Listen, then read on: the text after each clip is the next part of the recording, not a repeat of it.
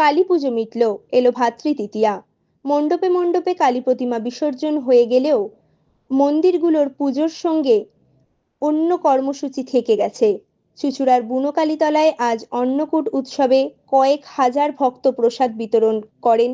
তাছাড়াও দুস্থদের বস্ত্র বিতরণ করা হয়। প্রায় 700-র অধিক মানুষ এই বস্ত্র গ্রহণ করে। আজকের অনুষ্ঠানে বিশিষ্টজনেরা বস্ত্র দান করেন দুস্থ মানুষদের।